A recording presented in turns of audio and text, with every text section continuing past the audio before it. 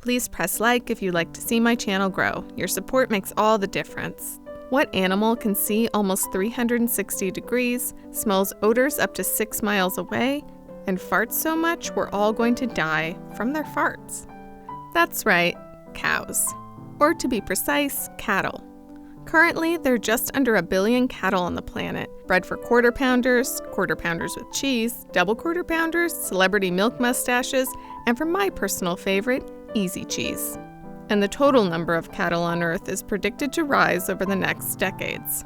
What else is predicted to rise over that time is heat, House of the Future subscriber count, and methane gas emissions. Unfortunately, our gentle friends are contributing 9.5% a year to global greenhouse gas output, mostly through their burps actually, but their farts count too.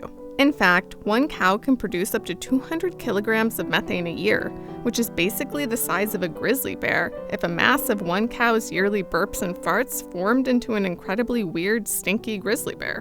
But scientists may have an answer. They want to use gene editing and selective breeding to make cows pretty nearly fartless and burpless.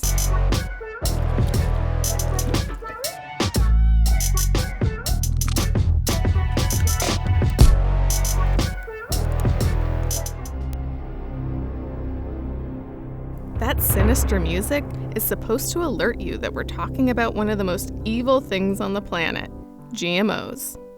Actually, GMOs aren't totally evil, though they do have a bad reputation. But while there are real issues with GMOs related to evil corporations controlling the food supply and making tomatoes totally flavorless, modifying plants and animals has actually been in the category of stuff humans do for thousands of years, ever since we first began collecting and growing edibles. Edible grains, fruits, and roots, and corralling wild animals for things like food and incredibly itchy tunics. You wouldn't want to bite into this instead of this, would you? Or have this guy cuddling up to you in bed instead of this guy? Well, you have genetic tinkering to thank for that.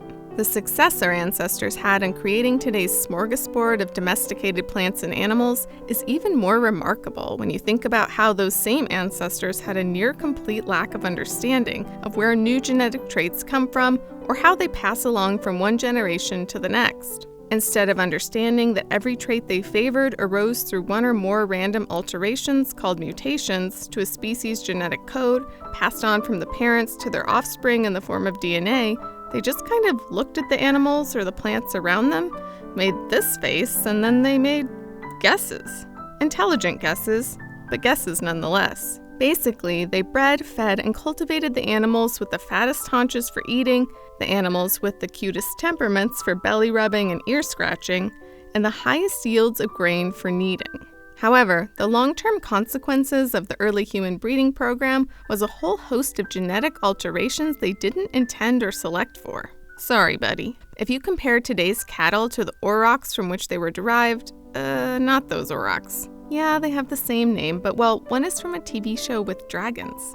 They may not look terribly different, but modern cows and aurochs are actually more disparate genetically than modern dogs are to their wolf ancestors. A genetic study out of London in 2012 revealed that all modern cattle are descended from as few as 80 wild aurochs over 10,000 years ago.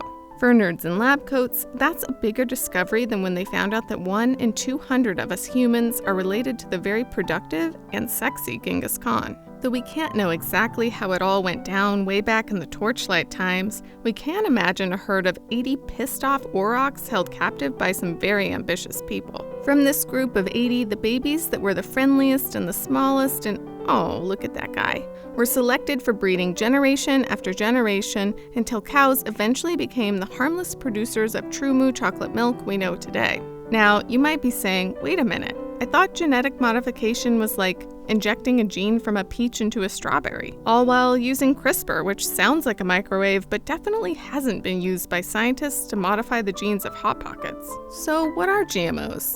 GMO stands for genetically modified organism. It means the genes of the animal, plant, or bacteria have been altered using any number of genetic engineering techniques. That can include things like CRISPR and also genetic sampling for more precise selective breeding. Okay, can you guys wait till the end of the video to do that? The reason cows make so much methane is because cows are ruminants, which means they have 4 stomachs, along with sheep and goats and possibly me, only one of which is specifically for dessert. There are microbes inside the cow's stomachs that help break down the cow's feed during digestion. It's those microbes that produce methane. However, not all cattle produce methane equally. There are some cattle that are up to 50% less gaseous than the others because they have a slightly different makeup of microbes in their rumen. Scientists have targeted the genes of these somewhat less gassy but still slightly stinky cows. There's a gene that gives someone brown eyes. There's a gene that gives someone laser eyes. Just no one has that gene yet. And in the case of cows, there's genes that correspond to their gut biome that produce belching and farting. Scientists are first targeting their genes, then breeding the less gassy cows together, so that in a generation or two we'll have decidedly less cow burps and farts polluting the planet. Please tip that like button if you'd like to see my channel grow and so I can make more videos like this one. It helps tremendously. You can also join my Patreon or buy a House of the Future t-shirt. Thanks for watching.